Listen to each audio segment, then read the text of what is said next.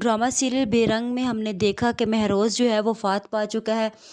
और एनी को उसकी खाला ने धक्के मारकर घर से निकलवा दिया, जबकि उसकी वालदा का भी यही कहना है कि महरोज़ जो है वो इसी की वजह से फौत हुआ है, यही मेरे बेटे की कातिल है और सर्जरी का फ़ैसला भी एनी ही का था, जिसकी वजह से उसका बाप गुस्से में आकर एनी को साथ ले जाता है, जिस पर बाहर जाने से एनी की तबीयत ख़राब होगी और अफ़ान जो है वो उन्हें हॉस्पिटल ले जाएगा। जब घर आएगा तो फ़ाखरा बेगम उसे बोलेगी कि कहाँ गए थे, तो अफ़ान बोलेगा कि एनी भाभी को हॉस्पिटल लेकर गया था, तो वो बोलेगा कि वो माँ बनने वाली है। बेगम जो है वो एकदम से उसके तो आसानी ख़ता हो जाएंगे, वो इतनी खुश भी होगी और परेशान भी होगी, वो तो ठीक से इस खुशी का जश्न भी नहीं मना सकती। फिर वो एनी को लेने के लिए चली जाती है उसके घर कि ये मेरे बेटे की निशानी है, मेरे महरोज़ की निशानी है, ये मेरे घर में रहेगा, महरोज़ के घर में रहेगा।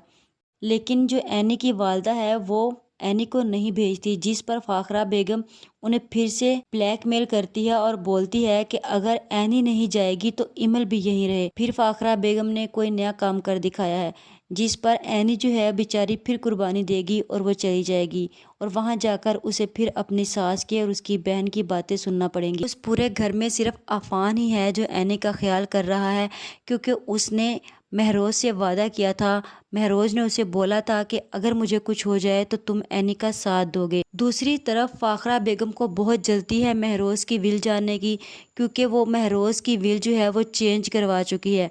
सिर्फ़ और सिर्फ इसीलिए कि जायदाद जो है वो एनी के नाम ना हो जाए, क्योंकि उसका यही इरादा है कि जब बच्चा हो जाएगा तो एनी को यहाँ से निकाल दूँगी और अपना पैसा और जायदाद जो है वो हमारे घर में ही रहेगी। फ़ाखरा बेगम भी बहुत ही शातिर औरत है, उसे बेटे के मरने का दुख नहीं, अभी 2 दिन ही हुए हैं उसे बेटे को गए हुए और वो वकील के पास जाकर उसकी विल भी चेंज करवा कर आ गई। अफ़ान जो है उसे शक हो जाता है कि आखिर विल में इतनी बड़ी चेंजिंग कैसे हो सकती है। महरोज़ भाई जो हैं वो एनी से इतनी मोहब्बत करते थे और वो एनी के नाम कुछ भी नहीं करवा कर गए। वो अपनी वालदा से बोलेगा कि मैं ये विल चेक करना चाहता हूँ, लेकिन उसकी वालदा जो है वो नहीं उसे देखने देगी, क्योंकि उसे डर होता है कि कहीं अफ़ान को कुछ पता ना चल जाए। जबकि एनी जो है इस हकीकत के बारे में सब कुछ जानती है कि महरोज़ ने उसके नाम क्या करवाया है और फ़ाखरा बेगम ने इसको चेंज करवा दिया है।